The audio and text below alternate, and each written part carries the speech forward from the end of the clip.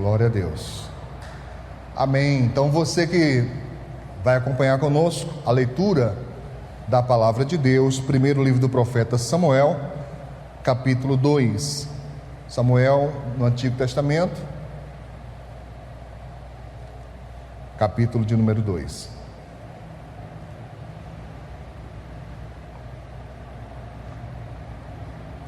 Estava precisando. Glória a Deus. Quem achou, diga amém. Glória a Deus. Capítulo 2 de 1 Samuel, verso 30. E hoje vamos ver apenas esse versículo, o verso de número 30, que diz: portanto, diz o Senhor, Deus de Israel, na verdade, tinha falado eu que a tua casa e a casa de teu pai andariam diante de mim perpetuamente. Porém, agora, diz o Senhor, longe de mim tal coisa, porque aos que me honram, honrarei, porém, os que me desprezam serão desprezados. Eu queria ler mais uma vez, e eu queria que você acompanhasse também.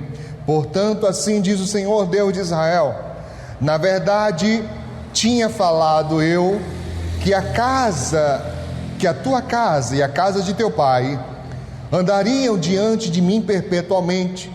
Porém agora, diz o Senhor, longe de mim tal coisa, porque aos que me honram, honrarei, porém os que me desprezam serão desprezados, serão desmerecidos, né? É o que diz a palavra de Deus. Você lembra, queridos, que nós já falamos aqui em outras mensagens que o profeta Samuel, ele foi escolhido por Deus ainda pequeno, e diz a Bíblia Sagrada que ele foi entregue aos cuidados de Eli, o sacerdote, o sumo sacerdote Eli. E Eli vinha da descendência dos sumos sacerdotes desde quando Moisés consagrou Arão e a tribo de Levi a mando de Deus ali no deserto. E foi estabelecido lá naquela época que os descendentes de Arão seriam sumos sacerdotes perpetuamente. A cada nova geração, o filho que nascia homem seria preparado para ser o sucessor de seu pai como sumo sacerdote. E isso veio até chegar em Eli, porque diz então a palavra do Senhor que os filhos de Eli, eles faziam o que era mal aos olhos do Senhor, chegando ao ponto de trazerem mulheres meretrizes para se deitar com elas ali na tenda da congregação. Seria o equivalente que um pastor, um bispo, um padre, sei lá qual sacerdote de qual religião, levasse para dentro da sua igreja ou para dentro do seu templo uma prostituta e ali tivesse relações íntimas com ela dentro da casa do Senhor. É o que eles estavam fazendo. E além disso, diz a Bíblia Sagrada que as pessoas, quando traziam as suas ofertas para fazerem os seus sacrifícios a Deus, eles disputavam com as pessoas, porque era costume naquela época que quando as pessoas apresentavam as suas ofertas, uma parte do animal era apresentado para o sacerdote. Eles colocavam no caldeirão, e o sacerdote colocava o garfo, aquilo que viesse ficava como alimento para o sacerdote, mas a pessoa tinha escolha de dizer qual parte ela queria doar para ser queimada, qual parte ela queria doar para ser cozido. Mas eles não deixavam, eles tiravam a melhor parte. É como se um líder de alguma igreja, né, pegasse a carteira, Sidney, de alguém e dissesse: eu quero essa oferta aqui. Mas peraí, não é que eu quero dar, né? Não é que eu me preparei para doar, não é o que eu posso fazer, não importa, eu quero essa daí. Era o que eles estavam fazendo. E essa ação, você vê que isso é uma coisa antiga, essa ação de querer tomar da pessoa o que ela não quer dar, começou já muito tempo atrás, e eles faziam isso. E a consequência foi que o povo começou a perder o temor a Deus. Começaram, não é, a não querer ir mais até Siló, onde ficava armada a tenda da congregação, onde ficava ali a arca do Senhor, a arca do testemunho da aliança. É o mesmo que dizer que o povo começou a se corromper, a perder o olhar de santidade para as coisas de Deus por causa desses sacerdotes. E diz então a palavra do Senhor que Eli, ele mesmo sendo fiel, o sumo sacerdote Eli, ele mesmo sendo fiel, ele não repreendeu os seus filhos. Diz a Bíblia Sagrada que o máximo que ele chegou a fazer foi chamar e dizer: olha, não é boa a fama que eu ouço de vocês, não é bom o que vocês estão fazendo. Mas aquilo foi insuficiente, porque existem momentos, queridos, que as coisas só se resolvem conversando. Repita isso, por favor. Existem momentos que as coisas só se resolvem conversando. Uma conversa é necessária para que ajustes sejam feitos, mas em outros momentos conversar não adianta. É preciso tomar uma atitude mais séria, uma atitude mais concreta, e ele não fez isso.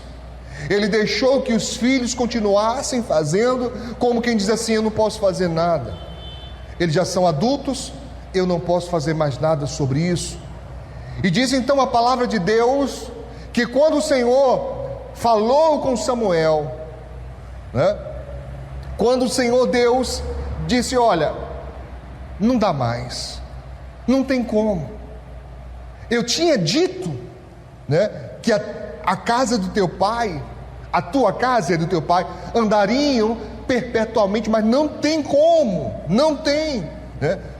Porém agora diz o Senhor: longe de mim tal coisa, porque aos que me honram eu honrarei, porém os que me desprezam serão desprezados. E eu gostaria então, queridos, de elencar com vocês aqui nessa manhã pelo menos 4 pontos importantes que eu observo aqui nessa mensagem. O primeiro deles é quando Deus diz: na verdade tinha falado eu.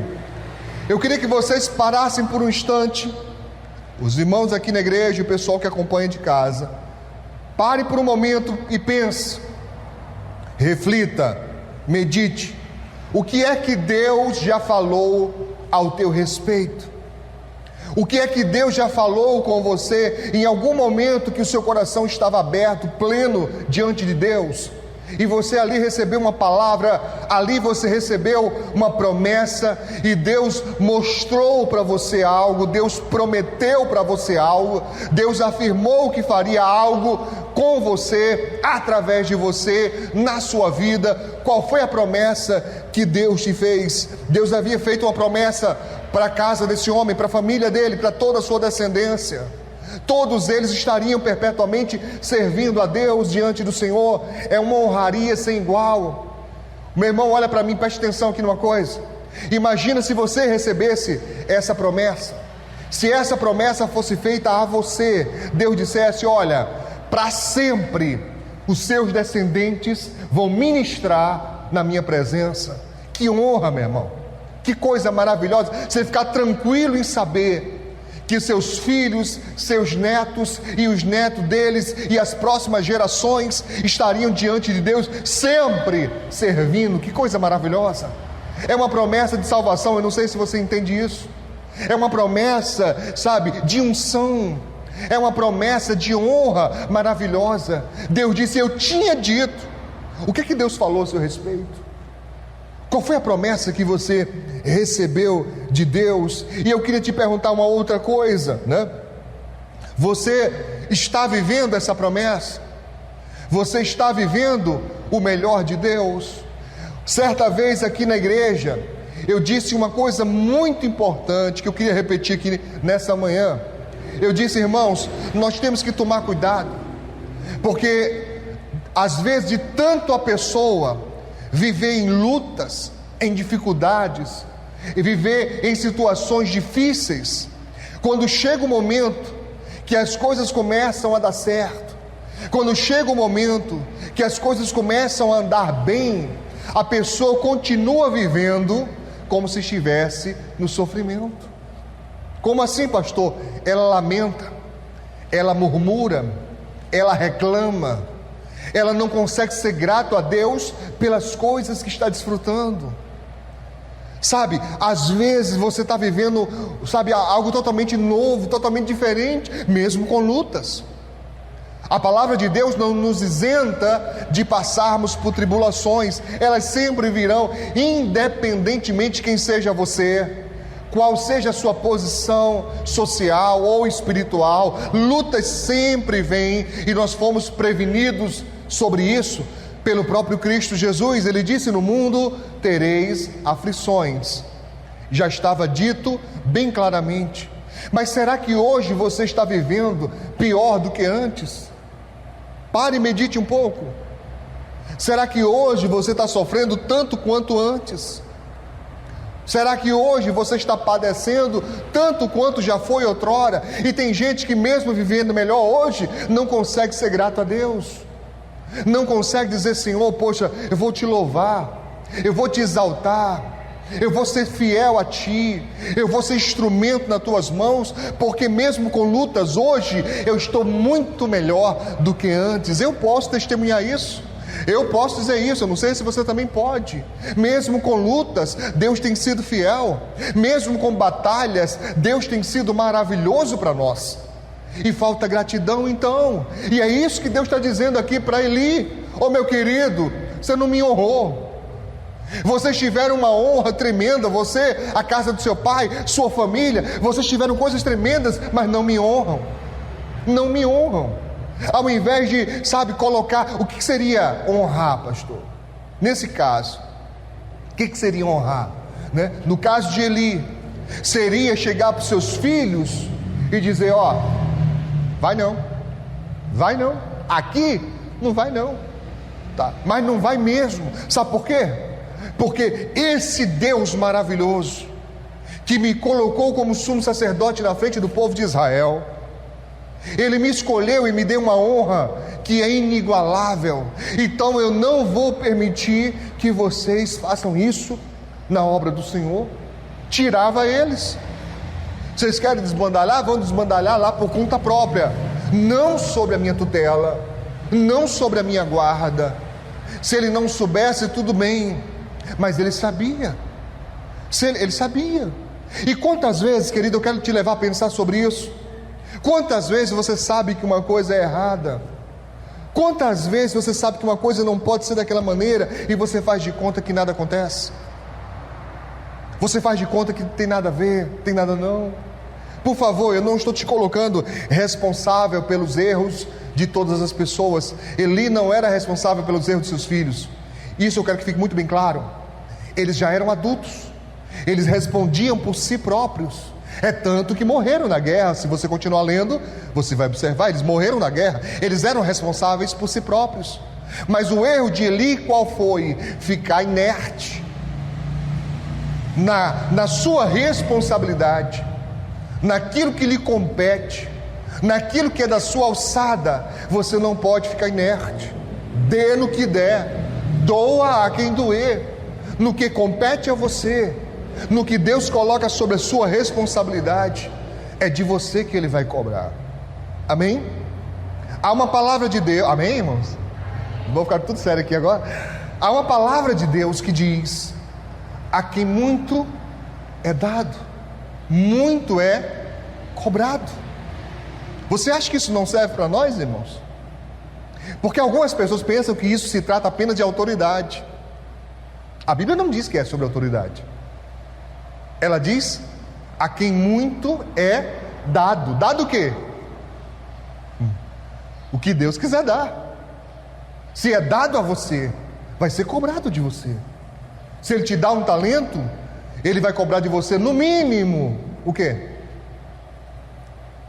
Responde aí para mim. Se ele te dá um talento, ele vai cobrar o que de você? Ele vai cobrar no mínimo 2. Por favor, guarde isso. Porque teve um esperto que recebeu um talento e guardou e devolveu um talento que recebeu. Ele não vai cobrar um talento de você, ele vai cobrar no mínimo 2. Por que razão? Porque foi dado para você multiplicar, foi dado para você usar. Se você aprendeu algo, se algo foi colocado sobre a sua tutela, é para que você faça aquilo prosperar. Lembre de Josué, quando lá no livro de Josué, Deus diz: olha Josué, se você não se desviar para a direita nem para a esquerda dos mandamentos, dos estatutos que meu servo Moisés te ordenou, você então fará prosperar o teu caminho. Depois leia isso no primeiro capítulo de Josué, depois leia, você vai ver, Deus está dizendo: você vai fazer o teu caminho prosperar. O que Deus está dizendo com isso? Não é só responsabilidade minha, Josué. Não pensa que é só eu que tenho a responsabilidade de te abençoar e que você não tem nada para fazer.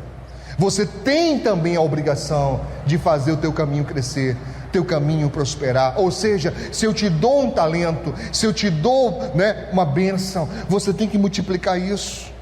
Você tem que fazer isso crescer. E Eli estava com a responsabilidade da obra de Deus. Sim, ele já era velho. Sim, já estava na hora dele ser jubilado. Mas ele não tinha a quem passar, e ele sabia disso. Ele sabia que seus filhos não tinham a mínima condição de assumirem o sumo sacerdócio, porque ele não tinha condição nem de assumir o sacerdócio, nem sequer condição de serem auxiliares eles tinham, quanto mais a liderança. Eles achavam que podiam fazer o que quisessem, e é assim que muita gente pensa, que não tem consequência. É assim que muita gente acha, que vai fazendo e não tem consequência. Os filhos de Eli estavam fazendo, brincando com a coisa. Mal sabiam eles que Deus estava preparando Samuel para assumir o lugar. Eles estavam fazendo como se não tivesse consequência, mas Deus está vendo. Você compreende o que eu estou dizendo? Sim ou não? Sim ou não? Você tem alguma coisa a ser grata a Deus ao longo desses anos? Deus te abriu alguma porta? Deus te socorreu de alguma forma? Deus te abençoou de alguma maneira? Se você disse sim a pelo menos uma dessas perguntas, significa dizer que você é responsável diante de Deus e que você precisa entender que você está sendo visto por Deus, e que se você não honra a Deus, a consequência é você mesmo ser desonrado ou desmerecido, tá? Uma outra palavra que nós sempre evitamos usar, mas que por força do momento eu preciso retomá-la. Espero que vocês me compreendam aqui e o pessoal em casa. Desonrado, desmerecido.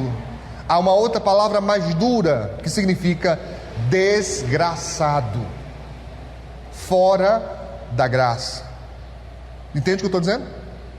Perde a graça, perde o merecimento, porque a graça é exatamente isso, um favor que eu não mereço.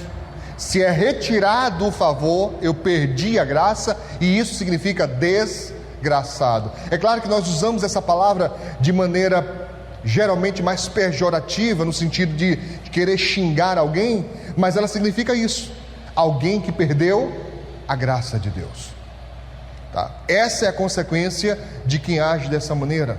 Quem não honra a Deus, um dia vai perder a graça. Deus vai dando tempo, Deus vai dando tempo para ver se a pessoa se arrepende, para ver se ela muda. Mas se ela vai mudar ou não vai mudar, isso depende dela. Diga graças a Deus. Segundo ponto aqui, Deus disse assim: porém agora, Porém agora. E eu perguntaria: quem é que está atraindo esse porém de Deus? Quem está atraindo para si esse porém de Deus? Esse porém, irmãos, é uma pausa. Esse porém é uma mudança de curso, é uma mudança de trajetória. É Deus dizendo assim: olha, até agora estava fluindo a bênção sobre você, porém é um freio. Não atraia isso para a sua vida, meu irmão. Não atraia isso para você, em nome de Jesus, tá? Porque quando a pessoa, ela vai semeando essas coisas, ela vai plantando essas coisas, chega um momento em que Deus diz: agora chega, agora basta, já deu. Lembre-se em Daniel, do profeta Daniel, que houve um rei que fez tudo o que queria, tudo que tinha vontade, até chegar ao ponto de mandar ir lá nas coisas de Deus, nas coisas que pertenciam ao templo de Israel, os vasos, os cálices, e ele mandou trazer e começou a tomar vinho nas coisas sagradas.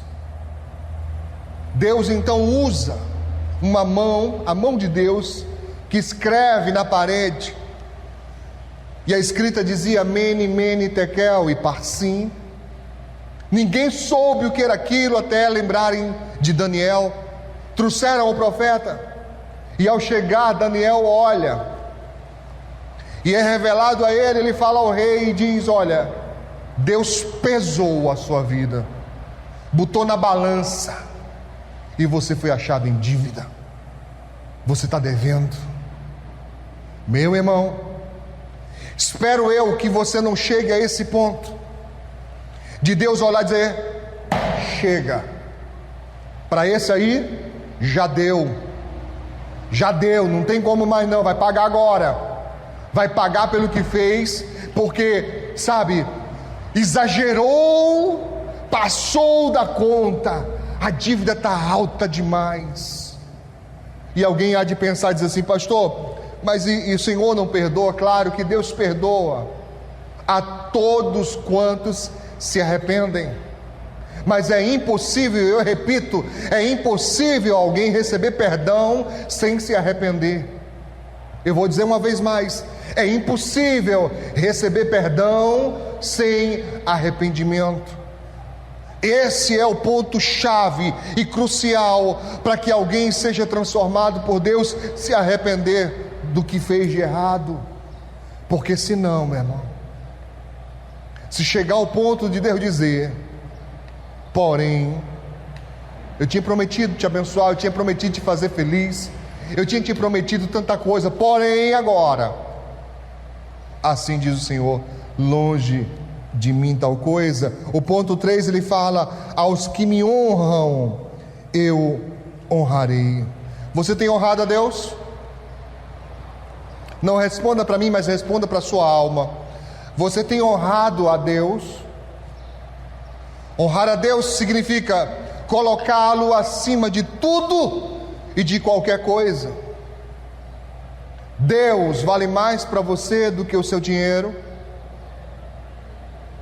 Deus vale mais para você do que a sua família. E eu vou falar uma coisa difícil para nós pregadores dizermos, mas Jesus disse: quem ama pai e mãe mais do que a mim, disse Jesus, não é digno de mim. Você já chegou a esse conhecimento? Já chegou a esse ponto do Senhor dizer: olha, você pode amar o próximo, pode amá-lo, o próximo como a si próprio, como você ama a si próprio, mas acima disso, só pode amar a mim. E tem gente que ama mais seus pais do que a Deus. Tem gente que ama mais seus filhos do que a Deus. Para quem não é cristão, uma expressão como essa pode parecer absurda. Como assim, pastor? Porque quando nós falamos de Deus, a pessoa só entende religião. Você compreende isso? Ela só consegue entender religião. Eu vou colocar religião acima da minha família? Para nós que somos cristãos, a religião não importa tanto quanto Deus. Porque a religião sempre foi e sempre será falha. Ao invés de religar o homem a Deus, às vezes até atrapalha. Muitas vezes, e muitas guerras foram travadas em nome de Deus, e Deus não tinha nada a ver com aquilo. Muitas pessoas morreram porque outros diziam que estavam a serviço de Deus, e Deus nunca mandou ninguém matar. Pelo contrário, Deus proibiu que matasse. Está claro para você, sim ou não? Você honra a Deus? Quanto tempo do seu tempo você tem dedicado ao Senhor? Nós aprendemos uma vez aqui na igreja que o tempo é a prova da honra. Porque é fácil dizer, não, eu honro a Deus. Mas como você honra a Deus? Quanto tempo você anda com Ele durante o seu dia? Em oração, em leitura da palavra? Quanto tempo você dedica ao Senhor semeando? Porque se uma alma não tem preço, nós deveríamos entender isso, e sempre que possível, sempre que houvesse uma brecha, nós deveríamos semear uma palavra. Eu não estou falando de convidar ninguém para ser crente, eu não estou falando de convidar ninguém para mudar de religião, mas eu estou falando de semear a palavra. Para mim, ela por si só é suficiente, porque ela, e somente ela, vai até a divisão da alma e do espírito. E somente o Espírito Santo, não eu, não ninguém, só Ele convence o homem do pecado, da justiça e do juízo. E eu vou repetir a pergunta: como você tem honrado a Deus? De que maneira? Obedecendo suas leis, os seus preceitos, amando o próximo, amando a Deus acima de qualquer coisa. Isso é uma coisa muito importante, porque ele diz: aos que me honram, não é a qualquer um. Mesmo você vindo à igreja, mesmo você sendo membro de alguma igreja, de alguma religião, se você não honra a Deus, isso de nada serve, de nada para o campo espiritual. Vai servir para você se tornar uma pessoa melhor como cidadão. Você vai aprender os preceitos judaico-cristãos de honrar os pais, de obedecer às autoridades, de fidelidade de casamento, né? De estrutura familiar. Esses preceitos são maravilhosos, mas Jó também tinha isso e não foi suficiente para ele. Chegou um momento que ele precisou de fé, de aliança com Deus, e é disso que eu estou tratando aqui nessa manhã. Você honra a Deus? De que maneira você tem honrado a Deus? E vou te falar mais. É só a Deus que nós temos que honrar? Pergunto eu. Irmãos? É só a Deus que temos que honrar? O que a Bíblia diz? A Bíblia diz: honra teu pai e tua mãe. Honra. A Bíblia diz: honre as autoridades. A Bíblia diz: honrai uns aos outros. A coisa é séria, queridos. Nós precisamos atentar a isso. E o último ponto, para nós encerrarmos aqui nessa manhã: o Senhor disse: os que me desprezam serão desprezados. Os que me desprezam serão desprezados. Não queira ser desprezado. Não queira precisar de Deus e o Senhor não te ouvir. Não queira sentir a pior das solidões, né? Não queira sentir. Não queira, tá? A pior solidão que existe é a espiritual. É você clamar e não sentir que está sendo ouvido. Isso é possível, pastor? É possível, sim. Porque a desonra a Deus pode levar à blasfêmia contra o Espírito Santo. E blasfemar contra o Espírito Santo, disse Jesus Cristo, não tem perdão. Acabou para a pessoa. Ela não tem mais jeito. Não tem.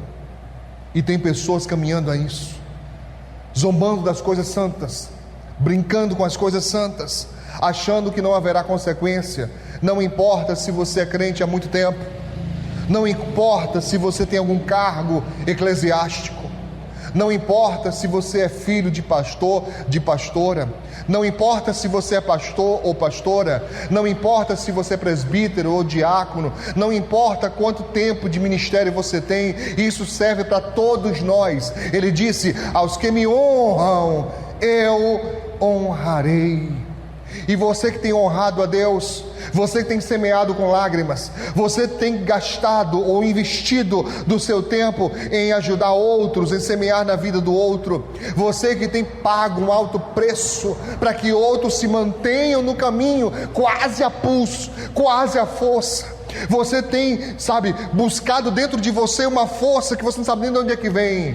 Aguarde, porque essa promessa também é para você. Essa promessa não é, aleatória, ela também é para você. Aqui não é só repreensão, aqui há uma promessa poderosa dizendo: eu honrarei. Deus disse isso: eu vou honrar, meu irmão. E quando Deus resolve honrar alguém, é só você lembrar de Mordecai ou Mardoqueu. É só você lembrar, meu irmão. Quando Deus resolve honrar alguém, Ele pega o inimigo e faz o inimigo levar você no cavalo com as vestes reais, porque Deus é Deus. Ele faz aquela pessoa que te humilha, que te persegue, que te maltrata, diz a palavra de Deus em Apocalipse: vi adorar aos teus pés e reconhecer que Deus te ama. É uma promessa nossa. Os que se tornam inimigos dos que servem a Deus fazem isso para cair, porque a promessa vale para nós. Se você continua honrando a Deus, tua hora vai chegar, meu irmão. Se você não está desfrutando o melhor ainda, mas vai chegar, pode acreditar. Sabe como Elias olhando e vendo a pequena nuvem e dizendo: é a abundante chuva, o Senhor vai melhorar, o Senhor vai modificar, o Senhor vai abençoar, se você continua servindo ao Senhor com fidelidade, em nome de Jesus. Você crê nisso? Se crê, aplauda o Senhor Jesus. Glória a Deus. Aplauda com fé. Glória a Deus. Aleluia. Oh, glória a Deus. Que Deus possa te abençoar, meu irmão, e que, diferentemente dos filhos de Eli, você lembre que está escrito: guarda o teu pé quando entrares na casa do Senhor. Amém? Lembrar que da presença de Deus há santidade. Lembre, eu vou pregar sobre isso qualquer dia desse, mas lembre do encontro de Moisés lá no Monte Sinai, o monte de Deus.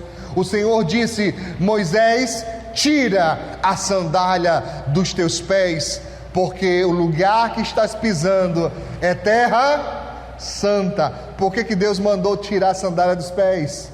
Diz para mim aí.